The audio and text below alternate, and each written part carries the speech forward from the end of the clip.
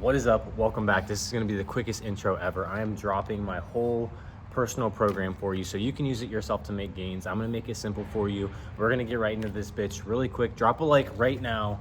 If this video helps you, leave the like. If it doesn't, you can take that bitch away. So let's get right into it. Use the timestamps for the chapters to get what you need out of this. The essentials first, the extra shit after. So I ran an upper lower split, and I'm going to continue to do so, but I ran this split for like the last year and a half leading up to this bodybuilding competition, and I made incredible progress with it. I'm competing this weekend in my first ever bodybuilding competition. After, I'm going to be making slight tweaks, but I'm going to go ahead and run you guys through this, the exact split that I use. So it's an upper lower rest, upper lower arms program, and I kind of tweaked it myself, but if you run this, you'll make gains. Monday, we're starting off with a pec fly, 2 sets of 10 to 12. Wide grip lat pull down, 2 sets of 7 to 9. I'll explain the rep ranges after I go through the exercises. Seated lateral raise machine, 2 sets of 7 to 10. Smith machine chest supported shrugs, 2 sets of 9 to 12. Chest supported shrugs, it's more of a horizontal shrug, front to back instead of vertical. And then behind the back, forearm flexions, that's holding like a bar behind your back, just doing forearm flexions to work your flexors on your forearms. Weighted cable crunches, 1 set of 20 full stack. Upper lower day 1. Second day, Tuesday, lower. Okay, so we're on the lower day. Leg press, 2 sets of 7 to 10. Hamstring curl machine, 2 sets of 9 to 12. Tricep push downs, 2 sets of 8 to 11. Reverse curls, 2 sets of 9 to 11. Okay, reverse curls is going to work the big part of your top of your forearm muscle here. Rope cable curls, 2 sets of 8 to 10. 90-degree back extensions, 2 sets of 10 to 12. Single leg calf raises, 2 sets of 10 to 12. Then on Wednesdays, I take a rest. Okay, the rest day is critical. So when you go back to hit your days again, you're fully recovered and you can make your sets count even more and make them more effective. Thursday, back to upper here, starting with the pec fly again. Okay, and I got some other stuff to say after I get through these, but 2 sets of 10 to 12, 1 arm lat row cable, 2 sets of 9 to 11. That's literally using a cable machine doing a 1 arm lat row. I like pulling a bench up for that, but you don't have to. And then lateral raise machine again, 2 sets of 7 to 10, 2 arm preacher curls, preacher curl machine, 1 by 6 to 9, 90-degree back extensions, 1 set of 8 to 10, behind the back, 4 arm flexions, 1 set till failure. Weighted cable crunches again, 1 set of 20 full stack.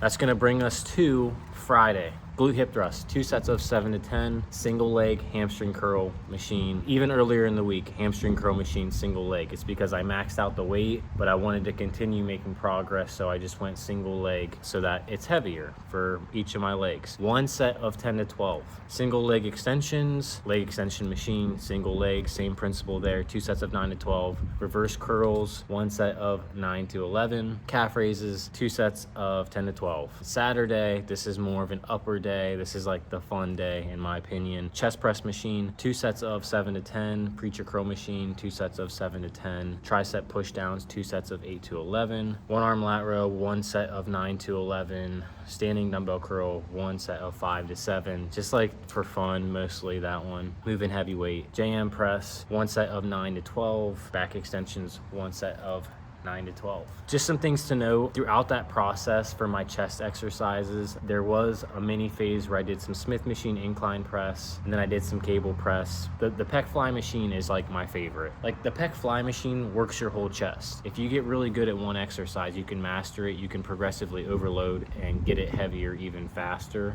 versus trying to use multiple different exercises. So that's up to you. You can swap out whatever exercises you want. Why did I choose these rep ranges? These were just generally around the rep ranges that I was in, okay, when I did these exercises. But it is very important that you don't just stop and do stagnant rep schemes. Don't just do 2 sets of 10. Don't just get to 10 reps and stop if you have more in the tank. Push yourself close to failure.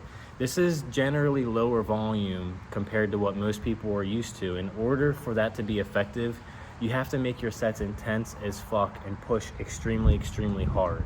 So if you're just going through the motions, low volume will work against you, and it will feel like you're not even getting a workout in. But if you're trying to challenge yourself each workout to go as hard as you fucking can and get better each time, get more repetitions with good form, Once the rep range gets up there a little bit and your form is good, bump the weight up some, build the reps back up, and just repeat the process. That's what I did the last year and a half leading up to this show, and I made incredible progress there. Hamstring curls on the second day, I just felt like I didn't need 2 sets. My hamstrings weren't fully recovering, and I actually had a minor strain at one point. I cut my volume back on my hamstrings. Doing the back extension machine as well will work your hamstrings too. So I think that came into play. Just something to note there. People overestimate how much abs they have to do. Your abs are like any other muscle. I only do typically 2 to 4 sets a week. The last half of this,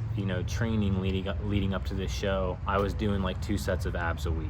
Only weighted cable crunch. So just another quick tip, make sure you're getting like 2 to 3 minute rest periods in between sets. It will make each set more effective and increase the efficiency, increase the stimulus for muscle growth. And then I'm just gonna go through swaps really quick. So for pec fly, any type of bench press is gonna be good. Chest press machine is gonna be good, or like a cable press or some sort of fly. Wide grip lat pull downs, I prefer cable for sure on that. I like to do 1 vertical movement and 1 horizontal movement for my lats. That's why it's set up the way it is. I have 1 of each of those on there. The more stable a movement is gonna be better off for muscle growth. Smith machine chest supported shrug. This is meant to be like a horizontal shrug, like I said, because your traps retract your scapula to really train that movement. You can use a T-bar. It hurts your chest more.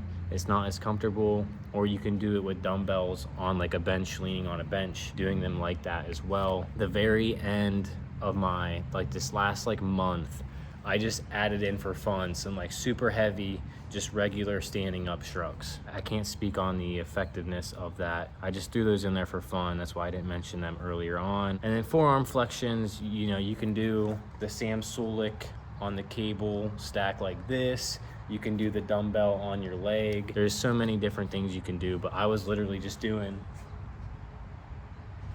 that right there.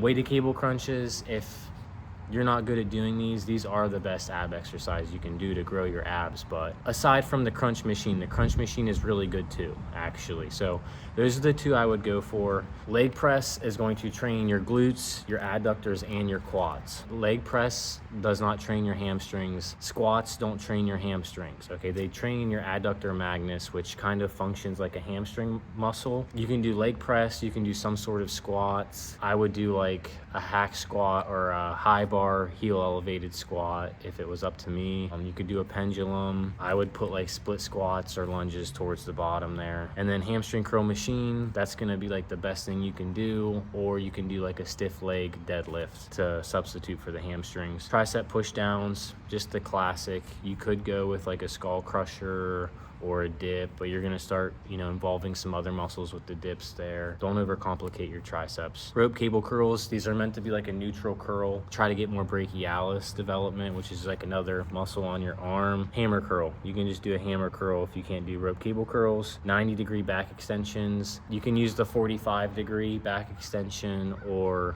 you could do some sort of hinge movement like a conventional deadlift or a stiff leg deadlift. Single leg calf raises, I'm using a machine, but if you don't have a machine, you can literally just sit in a leg press and do calf raises, or use a Smith machine, stack the weights up and do them like that. Lat raise machine, if you don't have a lateral raise machine, dumbbell lateral raises, baby, or just do cable lateral raises, both great options. 2-arm preacher curl. Preacher curl is my favorite bicep exercise. If you have good form with dumbbell curls, those can be great too, or just cable curls. Reverse curls, those feel really good on a cable when you do them right. You can use dumbbells, but it doesn't work as good. You'd be better off using an easy bar. I use easy bar on the cable, but if you have the easy bars at your gym that go up in weight, those work really good as well. So for the chest press machine, I just had that in there for fun, for a little bit of variety, but by the end I was doing pec fly.